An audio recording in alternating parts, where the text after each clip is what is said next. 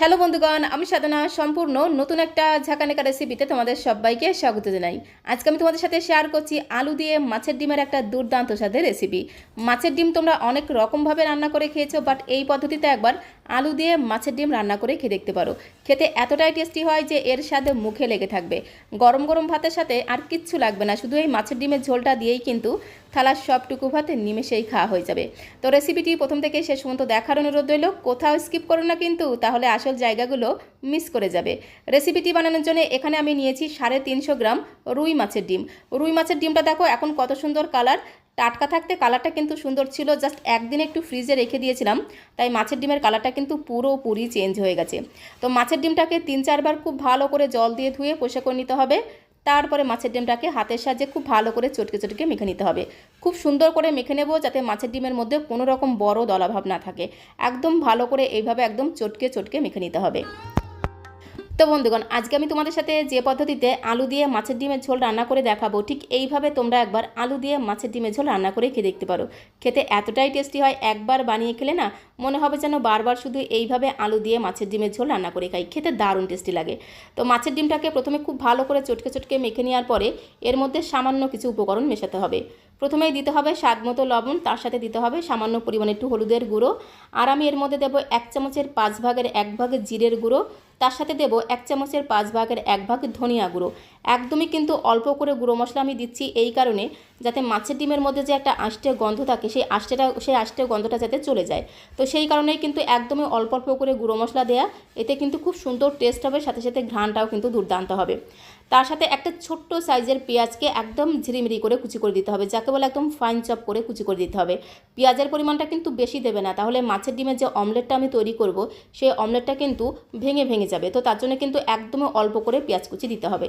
তার সাথে আমি 2টো কাঁচা লঙ্কাকে একদম ঝিরিঝিরি করে কুচি করে দিলাম, তবে ঝালের পরিমাণটা তোমরা যে যেমন ঝাল খেতে পছন্দ করো সেই অনুসারে এখানে কাঁচা লঙ্কাটা অ্যাড করে দেবে।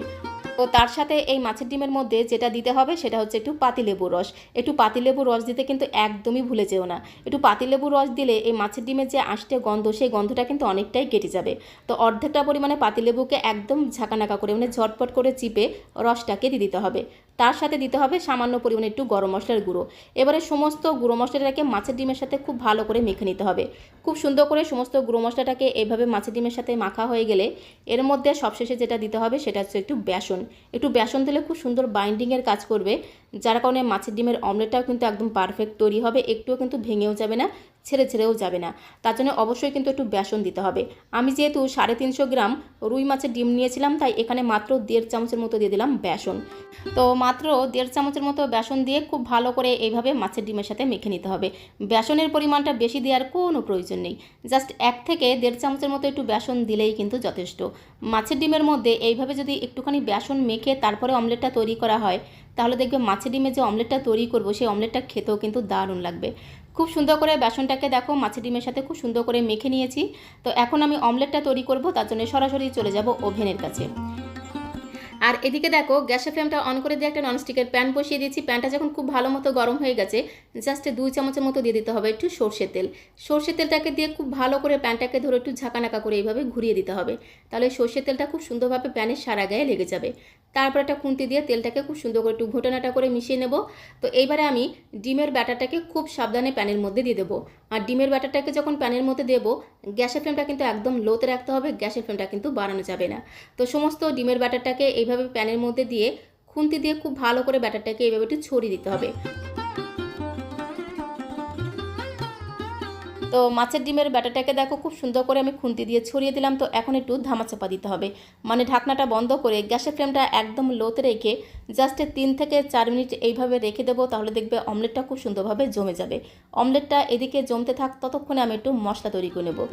তো মশলাটা তৈরি করার জন্য একটা ছোট্ট বাটি নিয়েছি, তার মধ্যে দিলাম পরিমাণ মতো হলুদের গুঁড়ো, তার সাথে 1/2 চামচ থেকে একটু কম দিয়ে দিলাম জিরের গুঁড়ো, তার সাথে আমি দেবো 1/2 চামচ থেকে একটু কম ধনিয়া গুঁড়ো। গুঁড়ো মশলা খুব বেশি দেবো না, অল্প করে গুঁড়ো মশলা দিলে রান্নার টেস্ট আরও দ্বিগুণ বেড়ে যাবে। তার সাথে খুব সুন্দর একটা রঙের জন্য দিলাম একটু কাশ্মীরি লাল লঙ্কার গুঁড়ো, এতে ঝোলের কালারটা কিন্তু ভীষণ সুন্দর হবে। এবারে অল্প পরিমাণে জল দিয়ে একটা চামচ দিয়ে খুব সুন্দর করে একদম ঘোটানাটা করে গুঁড়ো মশলাগুলোকে একটু জলের সাথে মিশিয়ে নেব। এইভাবে যদি গুঁড়ো মশলা জলের সাথে মিশিয়ে 5-7 মিনিটের জন্য একটু রেস্টে রেখে দেওয়া হয় তাহলে বেশ একটু বাটা মশলার মতো স্বাদ পাওয়া যায়, রান্নার স্বাদ আর গন্ধ দ্বিগুণ বেড়ে যায়। তো গুঁড়ো মশলাটাকে খুব সুন্দর করে জলের সাথে মিশিয়ে একটা সাইডে আমি রেখে দিলাম। আর এখানে দেখো নিয়েছি একটা বড় সাইজের আলু, তার সাথে নিয়েছি একটা মিডিয়াম সাইজের পেঁয়াজ, আর নিয়েছি একটা মিডিয়াম সাইজের লাল টুকটুকে পাকা টমেটো। আলুর খোসাটাকে ছাড়িয়ে খুব সুন্দর করে জল দিয়ে ধুয়ে নিয়েছি, তার সাথে টমেটোটাকেও জল দিয়ে ধুয়ে নিয়েছি, পেঁয়াজের খোসাটাকে ছাড়িয়েও কিন্তু খুব সুন্দর করে জল দিয়ে ধুয়ে নিয়েছি। তো প্রথমে আমি আলুটাকে কেটে নেব। ঠিক এইভাবে একটু লম্বা লম্বা করে সরু সরু করে আলুটাকে কাটতে হবে, খুব বেশি মোটা মোটা করে কাটবো না, একটু পাতলা করে কেটে নেব। মাছের ডিমের এই রেসিপিতে কিন্তু আলুটাকে খুব বেশি মোটা করে কাটবো না, এইভাবে একটু পাতলা করে কেটে নিতে হবে। আর অবশ্যই কিন্তু একটু আলু দিতে হবে। আলু দিয়ে যদি এইভাবে মাছের ডিমের ঝোল রান্না করা হয় খুব সুন্দর টেস্ট হবে, সাথে সাথে ঘ্রাণটাও কিন্তু দুর্দান্ত হবে। এই যে আলুটাকে যে আমি একটু পাতলা করে কেটেছি এর কিন্তু একটা কারণ আছে, সেটা আমি তোমাদের রান্না করতে করতে বলে দেবো। তার সাথে পেঁয়াজটাকেও কিন্তু একদম ঝিরিমিরি করে কুচি করে নেব, যাকে বলে একদম ফাইন চপ করে কুচি করে নিতে হবে। ঠিক এইভাবে পেঁয়াজটাকে একদম ঝিরিমিরি করে কুচি করে নেব।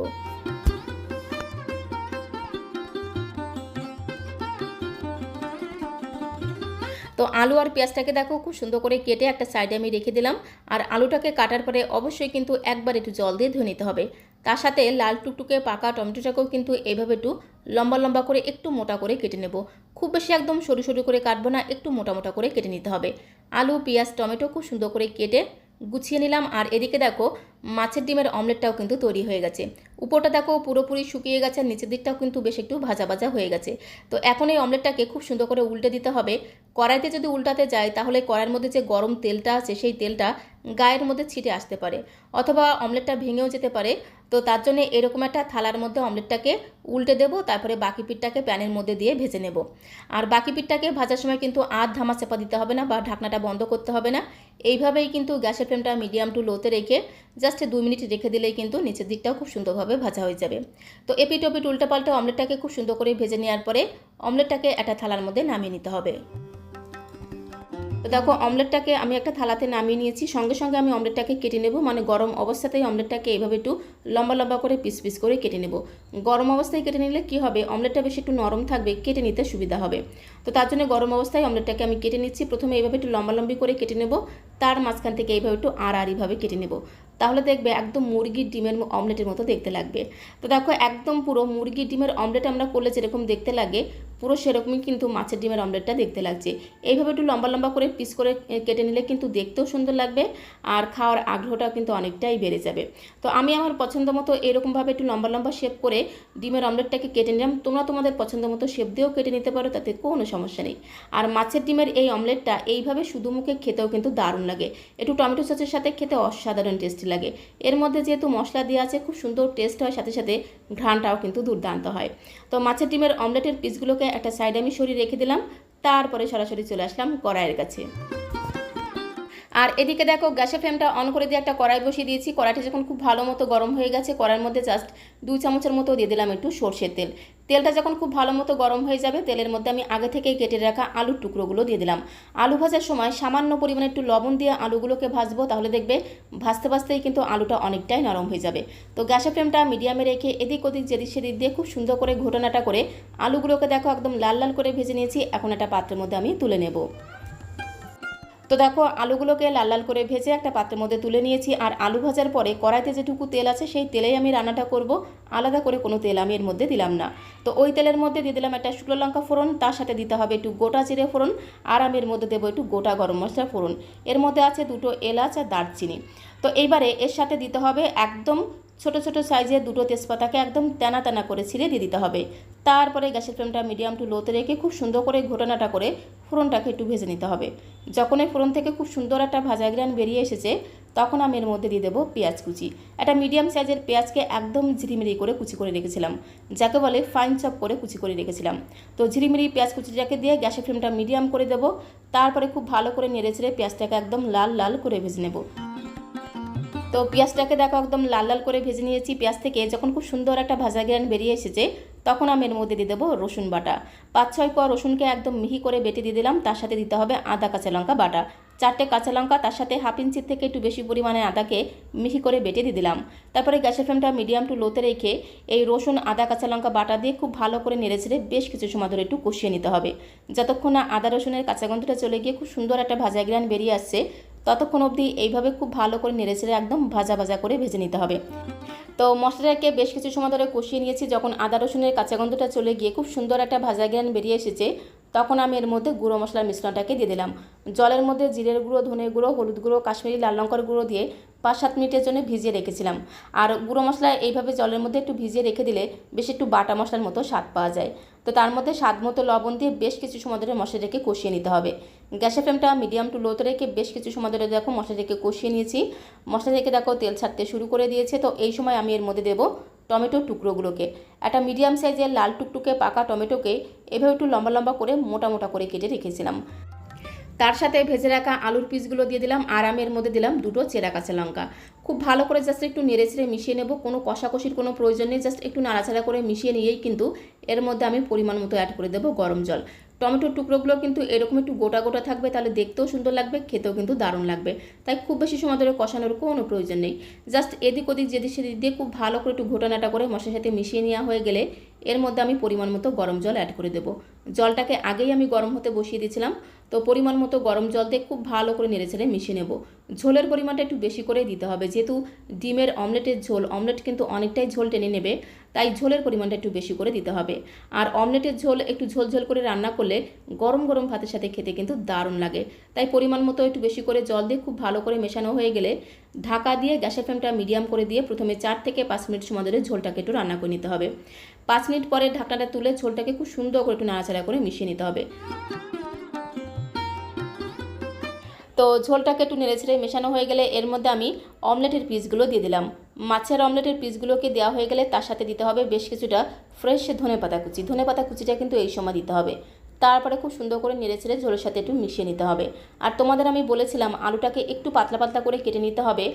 মাছের ডিমের অমলেটের এই ঝোলের মধ্যে আলুটাকে একটু পাতলা পাতলা করে কেটে নিলে এইভাবে ঝোলের সাথে একটু নাড়াচাড়া করে মেশাতে মেশাতে দেখবে আলুটা বেশ একটু নরম হয়ে যাবে আর একটু আধ ভাঙা হয়ে ঝোলের সাথে মিশে যাবে, যার কারণে ঝোলের টেস্ট কিন্তু আরও দ্বিগুণ বেড়ে যাবে। এই সময় আমি জাস্ট 2 থেকে 3 চিমটির মতো দিয়ে দিলাম একটু চিনি দিলে স্বাদের ব্যালেন্সটা ঠিকঠাক থাকবে, খেতেও কিন্তু দারুণ লাগবে। তার সাথে একদমই সামান্য পরিমাণে দিতে হবে একটু শাহি গরম মশলার গুঁড়ো। গরম মশলার গুঁড়ো কিন্তু বেশি দেবে না, একদমই সামান্য পরিমাণে দিয়ে খুব ভালো করে একটু নেড়েচেড়ে ঝোলের সাথে মিশিয়ে নিতে হবে। তো তারপরে ঢাকা দিয়ে আরও 3 থেকে 4 মিনিট সময় ধরে ঝোলটাকে রান্না করতে হবে।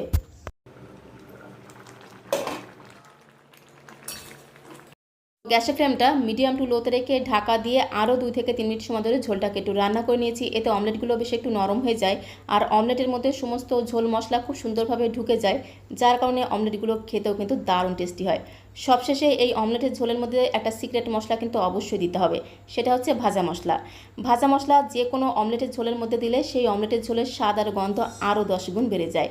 এর মধ্যে আছে গোটা জিরে, ধনে, তেজপাতা, শুকনো লঙ্কা একসাথে শুকনো কড়াইতে ভেজে গুঁড়ো করে রেখেছিলাম।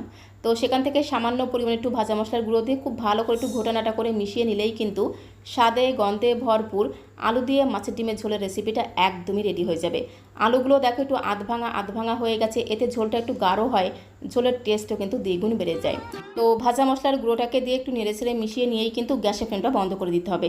আর এই রকম করে একটু ঝোল ঝোল করে রান্না করতে হবে, তাহলে গরম গরম ভাতের সাথে আর কিচ্ছু লাগবে না, শুধু এই অমলেটের ঝোল দিয়েই কিন্তু থালার সবটুকু ভাতে নিমেষেই খাওয়া হয়ে যাবে।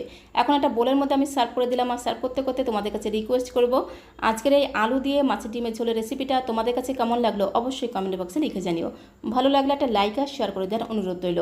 সবাইকে অসংখ্য ধন্যবাদ।